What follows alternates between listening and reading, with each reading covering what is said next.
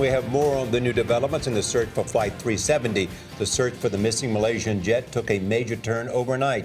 This morning, Australian officials say satellite images show two objects in the Indian Ocean. One of them is almost 80 feet long. The objects could be part of the plane. Military aircraft are scouring the water some 1,500 miles southwest of Australia. This is the first time potential debris has been seen since the search area was expanded to cover two massive areas. Planes from 3 countries are involved at this hour.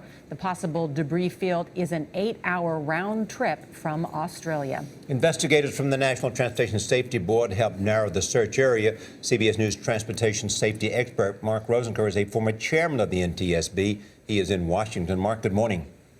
Good morning, Charlie. Nora? Explain to us now, in the light of what we're hearing from Australia, what the process is to try to make a determination of whether this is the debris from Flight 370.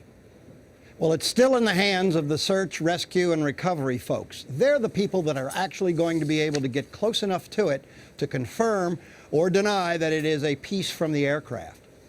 Mark, it's great to have your expertise because you were with the NTSB.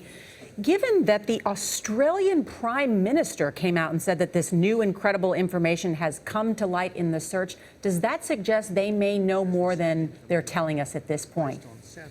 Well, to bring the Prime Minister out to share information is a very interesting element. I don't want to read too much into it because he also said it is important to proceed with caution. So let's take a look at what we find. And when we begin to actually be able to confirm that we actually have pieces of an aircraft, that will begin this investigation in earnest. But Mark, we know one of the NTSB's top investigators is there in Malaysia assisting with the investigation. What type of satellite imagery do they have? What additional information do they have that's caused them to narrow the search, focus on this very area? Well, they have a very seasoned team of NTSB investigators that are looking at this. And they really began to take a look at these radar tracks and try to assess and analyze where this track was taking and then develop some calculations that would actually narrow the field. And that's why we're down in the southern part of the Indian Ocean near Australia. Will we be able to find out more before the ship gets there with the submarine capabilities?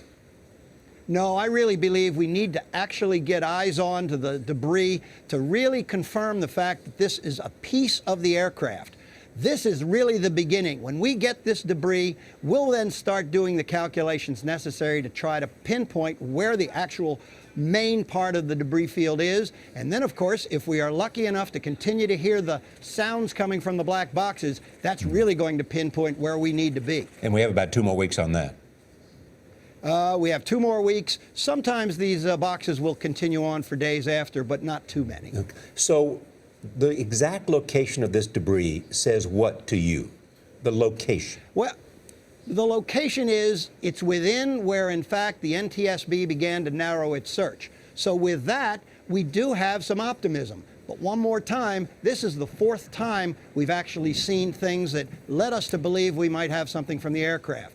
So until, once again, we get eyes on this on the aircraft itself and be able to recover these parts, I would still proceed with great caution. But Mark, correct me if I'm wrong, though. This is the first time, though, we've seen satellite imagery with something, a large debris field, something that might be 80 feet in length, which is why some people think it could be, we should caution a large part of the aircraft like a wing of a Boeing 777.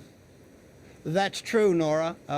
80 feet would represent a significant piece of the wing, but normally we don't see very large pieces. So that's one of the things which, in fact, potentially could take us to a dead end. But I'm still optimistic that we may have something here. Let's see what we have. Let's put our eyes on it. Let's try to recover it. That'll be the beginning of what we need to do to find out what happened here. Great to have your expertise, Mark Rosenker. Thank you so much.